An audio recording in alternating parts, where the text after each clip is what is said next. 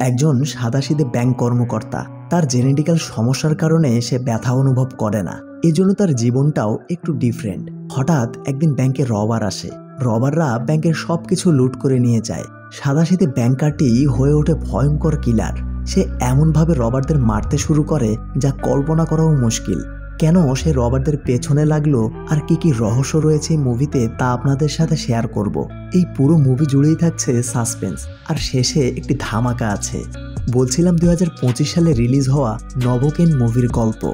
এই চ্যানেলে ভিডিও দেখা 95% ভাই বোনেরাই সাবস্ক্রাইব করেননি। আপনারা দেখে আমার চেয়েও অলস। যাই হোক, সাবস্ক্রাইব বাটনে একটা ক্লিক দিয়ে চলুন এবার মূল ভিডিওতে প্রবেশ করি। মুভির শুরুতেই নাথানকে দেখা যায়। সে সকাল সকাল রেডি হয়ে ব্যাংকে আসে। নাথান এই ব্যাংকের অ্যাসিস্ট্যান্ট ম্যানেজার। ব্যাংকের সব এমপ্লয়িরা এলে ম্যানেজার ও নাথান তাদের ক্রিসমাসের ব্যাপারে বলে। সামনে ক্রিসমাস আসছে, ব্যাংকে অনেক ব্যস্ততা থাকবে, এমপ্লয়িরা যেন সবার সাথে ভালো আচরণ করে। এর মাঝেই মেরি আসে।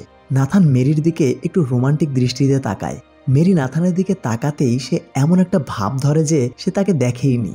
ম্যানেজারের স্পিচ শেষ হলে সবাই যার যার ডেস্কে যায়। একটু পর মিস্টার ম্যাথিউ নাথানের সাথে দেখা করতে আসে। কয়েকদিন আগেই ম্যাথিউয়ের ওয়াইফ মারা গিয়েছে। ম্যাথিউ আর তার ওয়াইফ এই ব্যাংক থেকে লোন নিয়ে একটি দোকান শুরু করেছিল। ওয়াইফ মারা যাওয়ায় ম্যাথিউ ভেঙে পড়েছে। সে ঠিকমতো কাজ করতে পারছে না, এজন্য তার লোন শোধ করতেও অনেক কষ্ট হচ্ছে। সব শুনে নাথান ম্যাথিউকে লোন শোধ করার জন্য আরও কিছু সময় দেয়। বেচারা নাথান অনেক দয়ালু স্বভাবের মানুষ। নাথানের এই মহানুভবতায় ম্যাথিউ অনেক খুশি হয়। ম্যাথিউ চলে যাওয়ার পর নাথান কিচেনে এসে কফি বানাচ্ছিল। হঠাৎ মেরি এসে তাকে পেছন থেকে ডাক দেয়। এই আচমকা ডাক দেওয়ার কারণে কফি পড়ে নাথানের হাত পুড়ে যায়। তবে নাথান এতে কিছুই মনে করে না। এটা দেখে ম্যারি অনেক ভয় পায়, কারণ তার জন্যই তার বসের হাত পুড়ে গিয়েছে।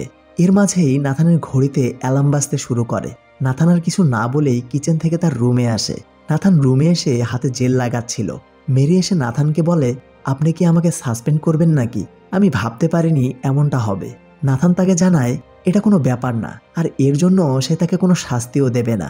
মেরি বলে, তাহলে আমার একটা রিকোয়েস্ট আছে, চলুন আমরা একসাথে লাঞ্চ করি। নাথান প্রথমে এতে রাজি হয় না, তবে সে মনে মনে মেরিকে পছন্দ করে। একটু পর নাথান মেরিকে জানায় সে তার সাথে লাঞ্চে যেতে চায়। লাঞ্চ টাইমে দুজন একটি রেস্টুরেন্টে আসে। নাথান একটি ড্রিঙ্কস অর্ডার করে আর মেরি একটি কেক অর্ডার করে। খাবার চলে এলে মেরি নাথানকে কেক খাওয়ার জন্য ফোর্স করে। নাথান কোনোভাবেই কেক খেতে রাজি হয় না। এতে মেরি একটু মন খারাপ করে। এটা দেখে নাথান এবার বলতে শুরু করে, মূলত নাথানের একটি জেনেটিক্যাল প্রবলেম আছে। এই প্রবলেমের কারণেই সে ব্যথা অনুভব করে না। এজন্য তার ওয়াশরুমের ট্যাপেও গরম পানির লিমিটার সেট করা আছে। শুধু তাই নয়, একটু পরপর যে অ্যালার্ম বাজে এটা তার প্রস্রাব করার জন্য। আর সে কেক খাচ্ছে না কারণ কেকের সাথে সে তার জিভকেও চিবিয়ে খেতে পারে। এসব কারণের জন্য সে একটু মানুষের সাথে কম মেশে। সব শুনে মেরি বলে, আরে এটা তো আপনার সুপার পাওয়ার, তবে এই কেক আপনাকে খেতেই হবে, আমি আছি, কোনো ভয় নেই। নাথান এবার কেক মুখে নেয়। কেকটি নাথানের অনেক পছন্দ হয় আর খেতেও তার কোনো প্রবলেম হয় না। যাওয়ার সময় মেরি নাথানকে বলে, আজ রাতে আমার একটি পার্টি আছে, আপনি ফ্রি থাকলে আসতে পারেন। বাসায় ফিরে নাথান তার বন্ধুর সাথে ভিডিও গেম খেলছে। এটি তার অনলাইন ফ্রেন্ড, তবে এখনও তারা কেউ কাউকে দেখেনি। আর এই বন্ধুর নাম হচ্ছে জ্যাক। নাথান জ্যাককে আজকের সব কিছু খুলে বলে। সব শুনে জ্যাক বলে, তোমার অবশ্যই পার্টিতে যাওয়া উচিত। বন্ধুর কথা শুনে বেচারা একটু সাহস পায়।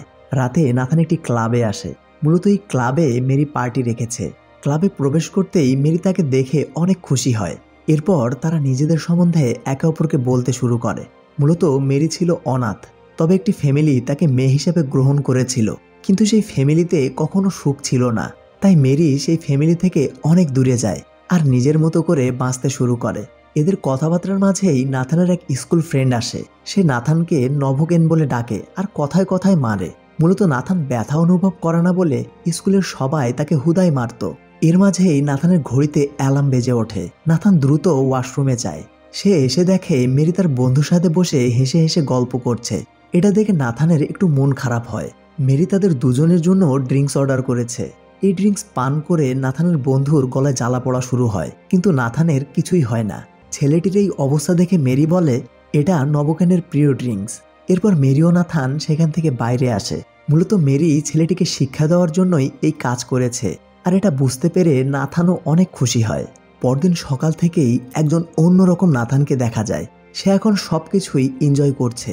মূলত তার এই পরিবর্তন মেরির কারণেই সম্ভব হয়েছে। নাথান অফিসে এসে কালকে রাতে পার্টির জন্য মেরিকে ধন্যবাদ দিতে যাচ্ছে। ঠিক তখনই ব্যাংকে 3 জন সান্তা ক্লজ আসে। ক্রিসমাসের দিন, তাই সান্তা ক্লজ আসতেই পারে। ম্যানেজার খুশি হয়ে তাদের দিকে এগিয়ে যায়। তবে সান্তা ক্লজ গান ফায়ারিং করে বলে, আমরা ব্যাংক লুট করতে এসেছি। মুহূর্তের মাঝেই পরিস্থিতি পাল্টে যায়। রবাররা সবাইকে হোস্টেস বানায়। সবাই ভয়ে মাটিতে শুয়ে পড়ে। একজন রবার ম্যানেজারকে দ্রুত ভল্টের পাসওয়ার্ড দিতে বলে, কিন্তু ম্যানেজার পাসওয়ার্ড দিতে রাজি হয় না। রবারটি রাগ করে ম্যানেজারকে মারতে শুরু করে। ম্যানেজার তাও রাজি না হলে রবারটি তাকে গুলি করে মেরে ফেলে। এরপর সে অ্যাসিস্ট্যান্ট ম্যানেজার মানে নাথানকে পাসওয়ার্ড দিতে বলে, তবে নাথানও পাসওয়ার্ড দিতে রাজি হয় না। রবার রেগে গিয়ে নাথানকে মারতে শুরু করে। মেরি নাথানকে মারতে মানা করে। রবার বুঝতে পারে এখন তার কি করতে হবে। হ্যাঁ, সে এবার মেরিকে মারতে শুরু করে। যেহেতু নাথান মেরিকে ভালোবাসে, তাই সে মেরিকে বাঁচাতে ভল্টের পাসওয়ার্ড দেয়। বাস, দুজন রবার গিয়ে এবার ভল্টের সব টাকা পয়সা ব্যাগে ভরে। তারা বাইরে আসবে, ঠিক সেই সময় পুলিশ আসে। এজন্য রবাররা মেরিকে জিম্মি করে বাইরে আসে। পুলিশ এই ভয়াবহ অবস্থা দেখে চমকে যায়। একজন রবার পুলিশকে তার গান ফেলে দিতে বলে। পুলিশও তার কথা মতো গান ফেলে দেয়, কিন্তু পেছনের রবারগুলো উড়াধুরা ফায়ারিং শুরু করে। এতে কয়েকজন পুলিশ স্পটেই মারা যায়। এরপর রবাররা দুটো গাড়ি নিয়ে ব্যাংক থেকে চলে যায়। একটু পর নাথান বাইরে এসে বেশ অবাক হয়, কারণ এই রবাররা পুলিশকেও ছাড় দেয়নি। নাথান মেরিকে বাঁচাতে রবারদের পিছু করতে চায়, তবে তার নজর পড়ে একজন পুলিশ অফিসারের দিকে। বেচারা গুলি খেয়ে পড়ে আছে। নাথান দ্রুত গিয়ে পুলিশ অফিসারের পায়ে তার বেল্টটি বেঁধে দেয়। এরপর সে পুলিশের গান আর গাড়ি নিয়ে রবারদের পেছনে ছোটে। আসুন রবারদের সাথে এবার একটু পরিচিত হই। প্রথম গাড়িতে রয়েছে রবারদের লিডার সিমন এবং জন। এই গাড়িতে মেরিও আছে। আর দ্বিতীয় গাড়িতে রয়েছে বেন। মূলত তারা পুলিশদের ফাঁকি দিতেই দুটি গাড়ি ব্যবহার করছে। রবাররা পেছনে পুলিশের গাড়ি দেখে গুলি চালায়, তবে গাড়িটি বুলেট প্রুফ হওয়ায় নাথানের তেমন কোনো সমস্যা হয় না। একটু সামনে গিয়ে দুটি রাস্তা দেখা যায়। রবাররা গাড়ি দুটো নিয়ে দুটি রাস্তা দিয়ে চলে যায়। নাথান বুঝতে পারছে না কোন গাড়িতে মেরি আছে। সে একটি গাড়ির পিছে ছুটতে শুরু করে। পুলিশের গাড়ি দেখে বেন মেইন রোড ছেড়ে গলির ভেতরে যায়। নাথানও তার সাথে সাথে গলিতে প্রবেশ করে। এই গলিতে এসে দুজনে আটকা পড়ে। গাড়ি থেকে নেমে এসে নাথান বেনকে গান পয়েন্টে নেয়। বেন নাথানকে দেখে বুঝতে পারে সে পুলিশ অফিসার নয়। বেন তাকে কথার জালে ফাঁসিয়ে মেরে পালাতে শুরু করে। একটু পর দুজন একটি রেস্টুরেন্টের কিচেনে পৌঁছে যায়। এখানে তারা দুজন বেশ কিছুক্ষণ ফাইট করে। নাথান শুধু জানতে চায় মেরি কোথায়, কিন্তু বেন কোনো কথাবার্তা ছাড়াই তাকে মেরেই যাচ্ছে। মারামারির এক পর্যায়ে নাথান দেখতে পায় গানটি গরম তেলের প্যানে পড়ে আছে। এই গানটি তাদের মারামারির মাঝেই প্যানে পড়ে গিয়েছিল। যেহেতু নাথান ব্যথা অনুভব করে না, তাই সে তেলের মাঝে হাত দিয়ে গানটি বের করে। এর মাঝেই বেন তাকে মারতে এলে আচমকা গুলি লেগে বেন মারা যায়। এটা দেখে নাথান পুরোই শক। নাথান এবার তার পকেট থেকে মোবাইল বের করে। সে দেখতে পায় রবাররা তাকে মেসেজ করেছে তারা তাদের অফিসে পৌঁছে গিয়েছে। এরপর নাথান বেনের হাতে একটি ট্যাটু দেখতে পায়। সে দ্রুত ট্যাটুর ছবি তুলে নিয়ে পালাতে শুরু করে।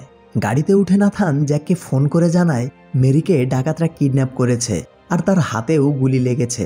তোমাকে আমি একটি ট্যাটুর ছবি পাঠাচ্ছি, তুমি ট্যাটু সবগুলোতে খোঁজ নিয়ে জানাও এই ট্যাটুটি কে করেছে। এসব শুনে জ্যাক একটু ভয় পায়, তবে নাথানের জোরাজুরিতে সে খোঁজ নিতে রাজি হয়। আচ্ছা, এই জ্যাককে হয়তোবা চিনতে পারছেন না, এই জ্যাক হচ্ছে নাথানের সেই গেমের ফ্রেন্ড। অন্যদিকে ব্যাংকে ডিটেকটিভ ড্যাফি ও লুনাকে দেখা যায়। তারা ব্যাংকে তদন্ত করতে এসেছে। একজন অফিসার এসে তাদের জানায় 3 জন পুলিশ অফিসার ও ব্যাংক ম্যানেজার মারা গিয়েছে। টোটাল 3 জন রবার এসেছিল। তারা টাকা পয়সার পাশাপাশি ব্যাংকের এক এমপ্লয়িকে কিডন্যাপ করেছে। ব্যাংকের অ্যাসিস্ট্যান্ট ম্যানেজার পুলিশের গাড়ি চুরি করে তাদের পিছু করছে। আর হ্যাঁ, অ্যাসিস্ট্যান্ট ম্যানেজার রবারদের ভল্টের পাসওয়ার্ডও দিয়েছিল। এটা শুনে ডাফি বলে, তাহলে কি সেও রবারদেরই একজন? লুনা এবার অফিসারকে বলে, তুমি অ্যাসিস্ট্যান্ট ম্যানেজারের নাম আর ফোন নাম্বার কালেক্ট করো। এদিকে নাথানকে দেখা যায় সে ম্যাথিউ এর শপে এসেছে। ম্যাথিউ নাথানের এই অবস্থা দেখে বেশ ভয় পায়। নাথান তাকে সব খুলে বলে। এরপর সে তার হাত থেকে গুলিটি বের করে পেইন কিলার নেয়। নাথান নিজেকে রিকভার করে সব থেকে বেরিয়ে আসে। সে গাড়িতে উঠতেই যাবে, ঠিক সেই সময় তার ফোনে একটি মেসেজ আসে। মূলত জ্যাক তাকে ট্যাটু শপের লোকেশন পাঠিয়েছে। নাথান গাড়ি নিয়ে সেই ট্যাটু শপের উদ্দেশ্যে রওনা দেয়। অন্যদিকে ড্যাফি ও লুনা কিচেনে এসেছে। তারা বেনের বডি থেকে বুঝতে পারে সে একজন রবার। কিচেনের কর্মীরা তাদের জানিয়েছে একজন স্যুট টাই পরা লোক একে মেরে ফেলেছে। লুনা বুঝতে পারে এটা অ্যাসিস্ট্যান্ট ম্যানেজারের কাজ। এরপর লুনা নাথানকে কল করে। লুনার পরিচয় শুনে নাথান জানতে চায় তারা কি মেরিকে উদ্ধার করতে পেরেছে। লুনা বলে, আমরা কাজ করছি, তবে আপনাকে স্যালেন্ডার করতে হবে। এটা শুনে নাথান অবাক হয়ে বলে, আপনি কি আমাকে সন্দেহ করছেন? আমি রবারদের কেউ নই, আমি শুধু মেরিকে বাঁচাতে চাই। পরের সিনে রবারদের দেখা যায়। এখানে জন বেশ চিন্তিত, কারণ এখনও বেন তাদের সাথে যোগাযোগ করেনি। আর এই জন হচ্ছে বেনের বড় ভাই। সিমন জনকে বলে, চিন্তা করো না, বেন কিছুক্ষণের মাঝেই এসে পড়বে, সবকিছুই আমাদের প্ল্যান মতো চলছে। এখানে ম্যারিকেও দেখা যায়, আর এখানেই রিভিল হয় গল্পের অন্যতম টুইস্ট। একটু পর সিমন ম্যারিকে বলে, তোমাকে মারার জন্য আমি দুঃখিত। ম্যারি বলে, তুমি ওয়াদা করেছিলে কারো কোনো ক্ষতি হবে না, তাহলে তুমি কেন ম্যানেজারকে গুলি করলে? কি বুঝতে পারছেন? হ্যাঁ, এই মেরিও রবার্টদের সাথে কানেক্টেড। আর বেচারা নাথান অন্ধপ্রেমিক, সে এখনও ম্যারিকে খুঁজেই চলেছে। এরপর সিমন ম্যারিকে বলে, যা হওয়ার হয়েছে, তুমি এখন প্ল্যানে ফোকাস করো, আমরা একটু পর মেক্সিকোতে গিয়ে এসব নিয়ে ভালোভাবে আলোচনা করব। এদিকে নাথান ট্যাটু শপে পৌঁছে গিয়েছে। এই শপের ট্যাটু আর্টিস্ট হচ্ছে জিনো। নাথান জিনোকে বলে সে একটি ট্যাটু করাতে চায়। এরপর সে তার ফোন থেকে বেনের ট্যাটুটি দেখায়। জিনো ট্যাটুটি দেখে বলে, আরে এটা তো বেনের ট্যাটু। হ্যাঁ, আমি এটা করেছিলাম। তুমি কি বেনের বন্ধু? নাথান বলে, হ্যাঁ, বেন আমার অনেক ভালো বন্ধু। আচ্ছা, বেন এখন কোথায় থাকে বলতে পারো? জিনো বলে, তা বলতে পারলাম না, তবে মাঝে মাঝে তার সাথে আমার দেখা হয়। কথাবার্তার মাঝে নাথান বেনের পুরো নামটি জানতে চায়। এটা শুনে জিনোর সন্দেহ হয়। সে বুঝতে পারে নাথান বেনের ইনফরমেশন কালেক্ট করতে এখানে এসেছে। জিনো চুপি চুপি গিয়ে ছুরি হাতে নেয়। সে পেছনে ঘুরেই দেখে নাথান তাকে গান পয়েন্টে নিয়েছে। নাথান বলে, তোমার সাথে আমার কোনো শত্রুতা নেই, তুমি শুধু আমাকে বেনের পুরো নামটি বলো। এরপর শুরু হয় দুজনের তুমুল মারামারি। নাথান কোনোভাবেই জিনোর সাথে পেরে উঠছে না। শেষমেশ নাথান মাটিতে পড়ে থাকা কাঁচে ঘুষি মেরে হাতে অনেকগুলো কাঁচ ঢুকিয়ে নেয়। এরপর নাথান জিনোকে অ্যাটাক করলে সে এবার ধরাশায়ী হয়ে যায়। অবশেষে জিনো বাধ্য হয়ে বলে, বেনের পুরো নাম হচ্ছে বেন ক্লার্ক। বেনের নাম শুনেই নাথান সেন্ট্রাল ব্যাংকের চ্যাটকে ফোন করে। সে চ্যাটকে বলে, আমার একটা কাজ করে দাও। বেন ক্লার্ক আগে মিলিটারিতে কাজ করত, এর কোনো রেকর্ড ব্যাংকের সার্ভারে আছে? একটু খোঁজাখুঁজি করে চ্যাট বেনের ইনফরমেশন খুঁজে পায় আর নাথানকে তার বাড়ির লোকেশন বলে দেয়। লোকেশন পেয়েই নাথান বেনের বাড়ির উদ্দেশ্যে রওনা দেয়। অন্যদিকে জন ভাই বেনকে নিয়ে বেশ চিন্তিত। বেন এখনও তাদের সাথে যোগাযোগ করেনি। জন সিদ্ধান্ত নেয় সে বেনের বাসায় যাবে। সে ভাবছে হয়তোবা বেন বাসায় গিয়েছে, কিন্তু সিমন জনকে বোঝানোর চেষ্টা করে যে এখান থেকে বাইরে যাওয়াটা নিরাপদ নয়। বেনের কিছুই হবে না, সে চলে আসবে। তবে জন সিমনের কোনো কথাই শোনে না। সে ওয়ার্কশপ থেকে বেরিয়ে যায়। এদিকে নাথানকে দেখা যায় সে বেনের বাড়িতে পৌঁছে গিয়েছে। নাথান চুপি চুপি বাড়িতে প্রবেশ করে। মূলত নাথান মেরির খোঁজেই এখানে এসেছে। বাড়ির পরিবেশটা বেশ অদ্ভুত। নাথান একটু সামনে যেতেই তার পা একটি স্ট্রিংয়ে লাগে। এর ফলে তার পিঠে একটি কাঁটাযুক্ত গোলা বিঁধে যায়। শুধু এটাই নয়, এই বাড়িতে আরও কিছু হিডেন সিকিউরিটি আছে। দেখতে থাকুন। নাথান এবার কিচেনে আসে। কিচেনের ফ্রিজে সে বেন ও জনের ছবি দেখতে পায়। তবে ফ্রিজের কাছে যেতেই তার পায়ে একটি তীর এসে লাগে। নাথান অনেক চেষ্টা করলেও সে তীরটি বের করতে পারে না। এরপর সে অনেক সতর্কতার সাথে বেডরুমে যায়। এখানে নাথান বেনের একটি শার্ট পায়, আর শার্টে তাদের ওয়ার্কশপের নাম লেখা আছে। এটা দেখে নাথান বুঝতে পারে তার এখন কোথায় যেতে হবে। সে রুম থেকে বের হতে গেলেই দড়িতে পা পড়ে বেচারা উল্টো ঝুলে যায়।